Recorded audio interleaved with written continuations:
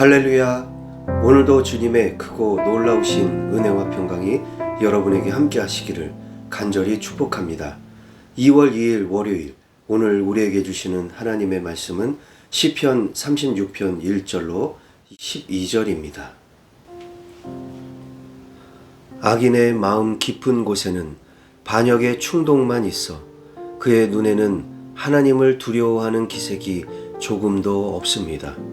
그의 눈빛은 지나치게 의기양양하고 제 잘못을 찾아내 버릴 생각은 전혀 없습니다. 그의 입에서 나오는 말이란 사기와 속임수뿐이니 슬기를 짜내어서 좋은 일을 하기에는 이미 틀렸습니다. 잠자리에 들어서도 남 속일 궁리라 하고 범죄의 길을 고집하며 한사코 악을 버리려고 하지 않습니다. 주님의 한결같은 사랑은 하늘에 가득 차 있고 주님의 미쁘심은 궁창에 사무쳐 있습니다. 주님의 의로우심은 우람한 산줄기와 같고 주님의 공평하심은 깊고 깊은 시면과도 같습니다. 주님은 사람과 짐승을 똑같이 돌보십니다. 하나님, 주님의 한결같은 사랑이 어찌 그리 값집니까?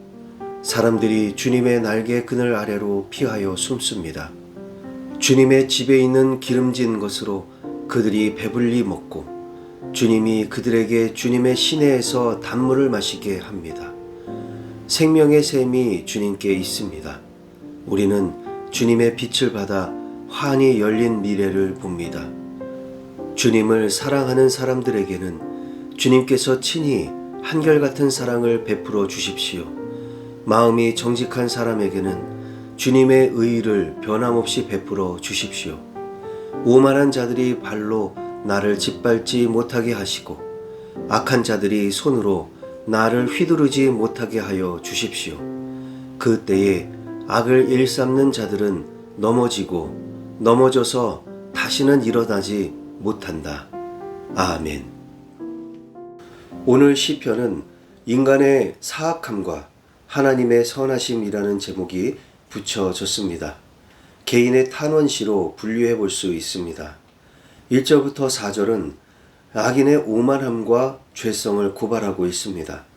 그들의 마음에는 반역이 있고 눈에는 하나님 두려워함이 없는 교만함이 가득합니다. 입에는 사기와 속임수가 있고 잠자리에서도 남 속일 궁리와 범죄의 길만을 고집합니다. 5절부터 9절은 하나님의 무한한 속성을 고백하며 찬양하고 있습니다. 주님의 한결같은 사랑이 하늘에 가득합니다. 사람들이 주님의 날개 그늘에 피하여 숨고 주님의 집에서 배불리 먹고 주님의 시내에서 단물을 마십니다. 생명의 샘이 주님께 있으니 그 속에서 우리는 주님의 빛을 받아서 환히 열린 미래를 봅니다. 10절부터는 다시 주님께 간구하고 있지요. 주님을 사랑하는 사람들에게 사랑을 베풀어 주시고 오만한 자들과 악한 자들이 나를 짓밟고 휘두르지 못하게 하시고 그들로 넘어지게 하셔서 다시 일어나지 못하게 하옵소서라고 하며 마치고 있습니다. 자, 그럼 오늘 주신 이 말씀을 붙들고 우리는 어떻게 살아야 할까요? 첫 번째로 악한 사람들을 분별하고 있습니까? 여러분은 악한 사람에 대해서 얼마나 알고 있습니까? 지피지기 백전불태라는 말이 있죠.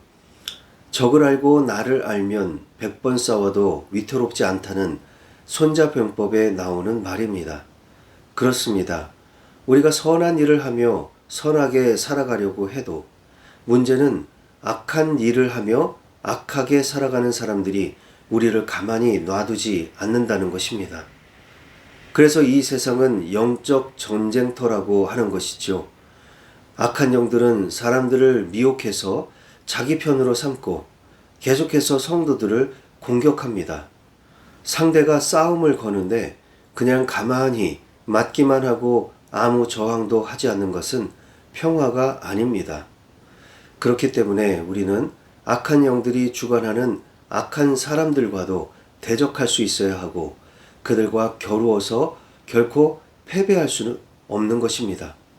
반드시 이겨야 하는 것입니다. 이를 위해서는 악한 영들에게 미혹된 악한 사람들에 대해서도 알아야 하겠죠. 그래서 오늘 본문은 악한 사람들은 어떤 사람들인지 그 행태에 대해서 낱낱이 고발하는 것입니다. 주변에 그런 사람들이 없는지 살펴보시고 경계하시기 바랍니다. 있다면 가까이 하지 마시고 멀리 하시기 바랍니다. 혹여나 이런 모습이 나에게서 발견되지 않는지 겸손히 돌아보시고 있다면 속히 버리고 회개하시기 바랍니다. 두 번째로, 본질을 보고 있습니까? 오늘 본문 9절에서 주님의 빛을 받아 환히 열린 미래를 본다 라고 하는 말씀은 원어상 주님의 빛으로 빛을 본다는 뜻입니다. 이게 무슨 말인가요? 태양빛이 비춰올 때 캄캄하던 세상이 조금씩 그 모양과 빛을 드러내는 것처럼 주님의 빛이 비춰올 때 드디어 온 세상의 본질이 거짓없이 드러나게 된다는 뜻입니다. 그렇습니다. 우리는 세상의 빛으로 살아가게 될 때 본질이 아닌 거짓된 것을 보게 됩니다. 잠시 재미난 이야기를 하나 해드릴까요? 호랑이 꼬리 낚시라는 한국 전래 동화가 있는데 이것을 약간 변형한 이야기입니다. 나무꾼이 산에 나무를 하러 가서 칡 덩쿨을 거두려고 붙들었는데 그것이 하필 그늘에서 자고 있던 호랑이의 꼬리였습니다. 잠자는 호랑이를 건드린 나무꾼은 깜짝 놀라서 나무 위로 올라가다가 그만 호랑이 등에 추락하고 말았습니다. 그러자 호랑이가 놀라 몸을 마구 흔들었고 나무꾼을 떨어뜨리기 위해서 달리기 시작했습니다. 나무꾼은 살기 위해서 사력을 다해 호랑이 등을 더 꽉 껴안고 있었습니다. 그런데 한 농부가 무더운 여름에서 밭에서 일을 하다가 이 광경을 보았습니다. 그리고는 이렇게 불평을 했습니다. 나는 평생 땀 흘려 일하면서 사는데 어떤 놈은 팔자가 좋아서 빈둥빈둥 놀다가 이제는 호랑이 등을 타고 노는구나. 눈에 보이는 게 전부가 아닙니다.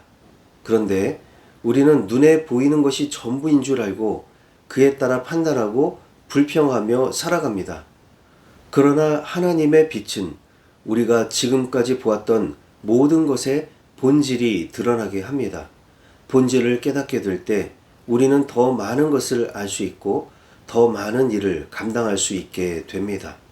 이를 위해 기도하며 간구하시고 주님의 빛으로 온 세상의 참된 모습을 볼 수 있기를 소망합니다. 기도하시겠습니다. 사랑과 은혜가 풍성하신 하나님 아버지, 오늘도 말씀으로 새날을 열어주시니 감사를 드립니다. 악한 사람들이 어떤 사람들인지 가르쳐 주셨으니 우리 주변에 그런 자가 있다면 어울리지 않게 하시고 경계하게 하시고 혹시 우리 자신을 돌아볼 때 그런 점이 없는지 반성하고 회개하게 하옵소서. 또한 보이는 것이 전부가 아님을 깨닫게 하시고 보이지 않는 진실, 본질을 볼 수 있도록 주님의 참된 빛을 비춰 주옵소서. 그 빛을 통해서 세상의 본질을 보게 하시고 미래를 보게 하시고 더 많이 알게 하시고 그래서 더 많이 주님의 일을 감당하게 하옵소서. 예수님의 이름으로 기도하옵나이다. 아멘.